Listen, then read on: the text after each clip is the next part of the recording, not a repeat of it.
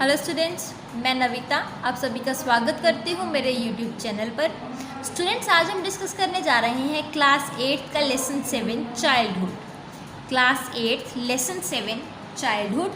तो चलिए स्टार्ट करते हैं लेसन 7 चाइल्डहुड। इसकी जो स्टोरी है वो गांधी जी की ऑटोबायोग्राफी में से ली गई है। जो गांधी जी ने अपनी ऑटोबायोग्राफी लिखी थी उसमें से इसकी स्टोरी ली गई है, कुछ पार्ट है उसका। तो चलिए वो डिस्कस करते हैं। This lesson is an extract from Gandhiji's autobiography titled The Story of My Experiment with Truth। जो ये सारी स्टोरी है, ये जो लेसन है, वही बात बताइए कि गांधी जी की जो ऑटोबायोग्राफी थी जिसका नाम था the story of my experiments with truth, उसमें से ली गई है। Here he described some incidents of childhood। तो इसमें वो क्या है, अपने चाइल्डहुड के हमें कुछ इंसिडेंट्स के बारे में बता रहे हैं। Gandhi ji was then about 12 years old। तब वो गांधी जी क्या थे, कुछ 12 साल की उम्र थी उनकी। The incidents he describe had a deep impression on his young mind. तो ये जो इंसिडेंट्स है, ये जो हादसे हैं, ये जो उनके साथ बातें हुई हैं, इनका उनके दिमाग पर बहुत ही गहरा प्रभाव पड़ा था। Read this incidents and think how different Gandhi ji was from the other children's of his age. तो अभी इन जो इंसिडेंट्स हैं इन्हें बहुत ध्यान से पढ़ो और इन्हें पढ़ के ये बात सोचो कि जो गांधी जी हैं वो अपनी उम्र के बाकी लोगों से, बाकी बच्चों से किस तरह डिफरेंट थे। The text has been slightly simplified. मतलब ये टेक्स्ट है बिल्कुल सबको सिंपल लैंग्वेज में लिखा गया है। तो चलिए स्टार्ट करते हैं इस टेक्स्ट को। क्या है, I must have been about 7 when my father left Porbandar for Rajkot to become a member of Royal Court।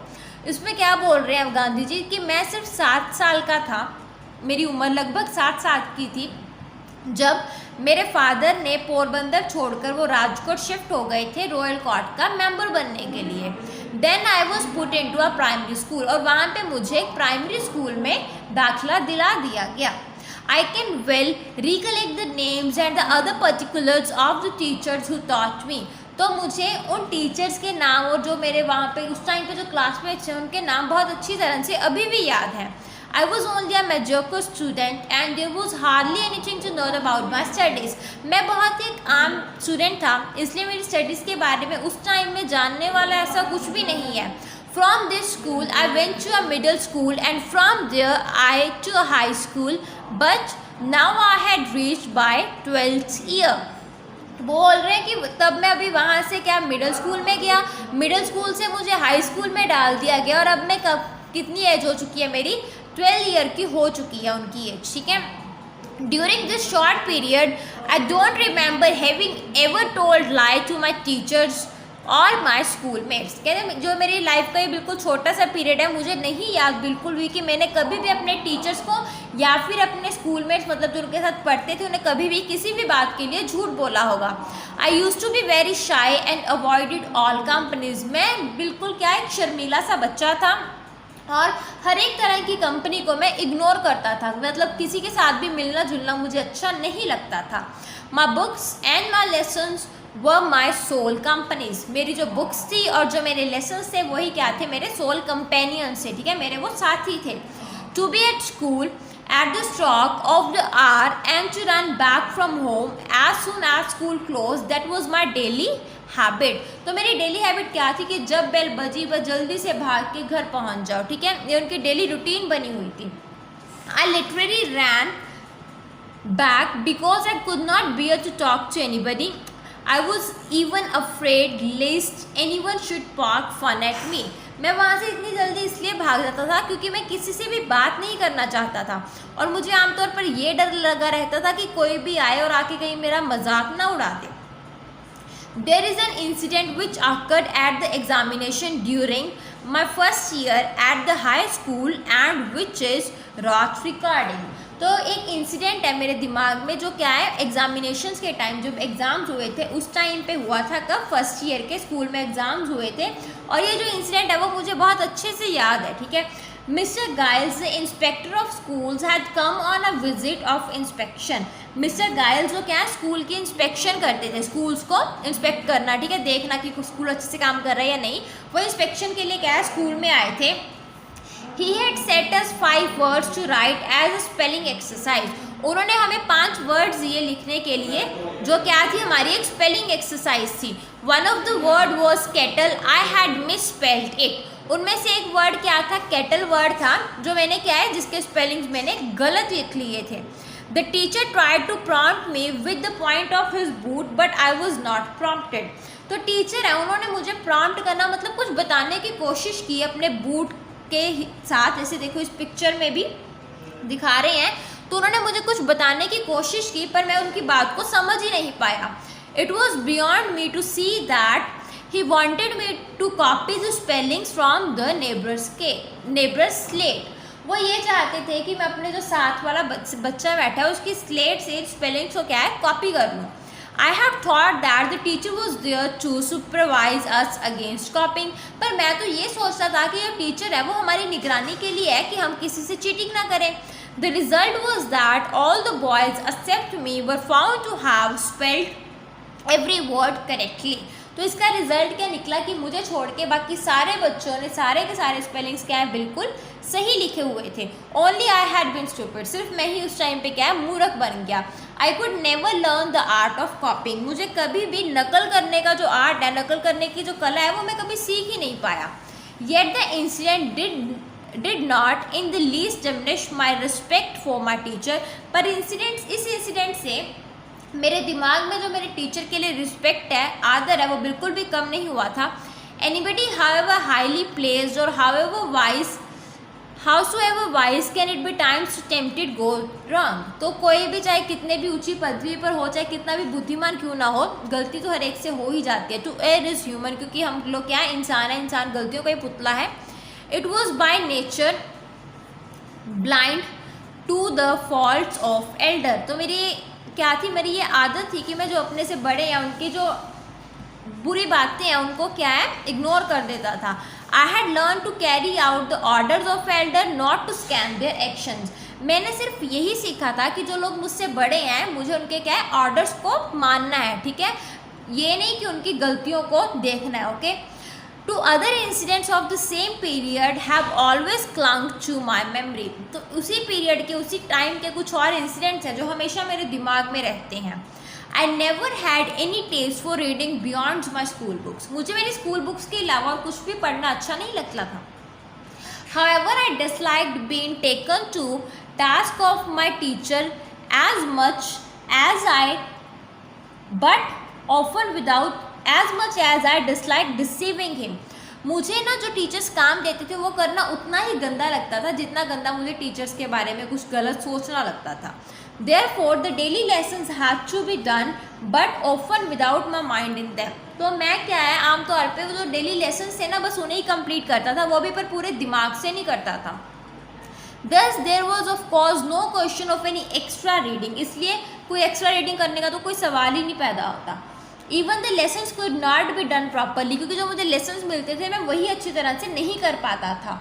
But somehow my eyes fell on the book that my father had bought। पर एक दिन क्या हुआ, मेरी अचानक से नज़र उस किताब पे पड़ी जो मेरे पिताजी लेके आए थे। It was श्रवणा पितृभक्ति नाटका। तो ये बुक क्या थी, श्रवणा पितृभक्ति नाटका बुक का नेम था। A play about Shravana devotion to his parents. ये प्ले था जिसमें श्रवण कुमार थे जो उनके पेरेंट्स के प्रति जो प्यार था, ठीक है, उसके बारे में ये बुक थी।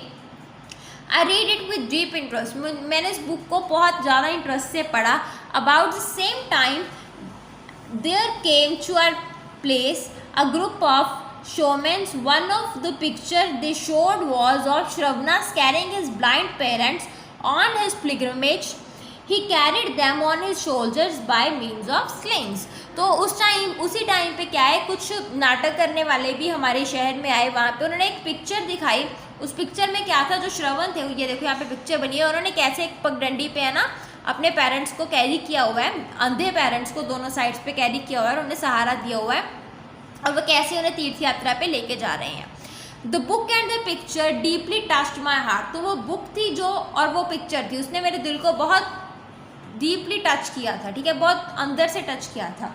Hair is an example for you to copy, I said to myself. उस समय मैंने अपने आप को बोला कि ये क्या है, एग्जाम्पल है जिसे मुझे कॉपी करना चाहिए, अपनी लाइफ में उतारना चाहिए। The painful lament to the parents over Shravana's death is still fresh in my memory. उस समय जब श्रवण कुमार की डेथ हो जाती है, वो मर जाते हैं, तो उनके पेरेंट्स जिस तरह रोते हैं, उनकी रोने की आवाज़ें अभी भी मुझे याद हैं। The melting tune touch me deeply. तो वो जो ट्यून थी, वो जो आवाज़ें हैं, वो मेरे दिल को बहुत डीपली टच करती हैं। I played it on a constant my father had brought for me. तो मैंने ये जो बातें थी सारी, ठीक है, इन सबको मैंने एक इंस्ट्रूमेंट जो उनके पिता उनके लिए लेके आए थे, उस इंस्ट्रूमेंट पे भी कंस्ट्रीना इंस्ट्रूमेंट जो वो लेके आए थे उनके पिता, उस इंस्ट्रूमेंट पे भी इन्हें बजाया था।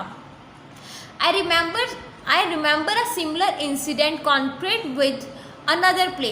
इसी तरह मुझे एक और इंसिडेंट याद है, वो एक और प्ले से जुड़ा हुआ है। Just about this time I had got my father's permission to see the play named Harishchandra. उस समय मैंने अपने पिताजी से बहुत मुश्किल से परमिशन ली थी उस प्ले को देखने की। क्या प्ले का नाम था? Harishchandra. It was performed by a certain dramatic company. ये जो प्ले है, वहाँ पे एक ड्रामा कंपनी है, उसने प्ले किया था, ठीक है, उन्होंने प्ले दिखाया था। This play captured my heart and I could never be tired of seeing it. ये प्ले है, इस प्ले ने मेरे दिल को बहुत अच्छे से छुआ था और मैं कभी भी इस प्ले को बार बार देख के थकता नहीं था। But how often I could be permitted to go. पर मुझे ये प्ले देखने की परमिशन कितनी बार मिल सकती थी? It haunted me day and night. ये सारा दिन और रात मेरे दिमाग में क्या ये प्ले बहुत ही अच्छी तरह से घूमता रहता था। I must have acted Harishchandra to myself times without number.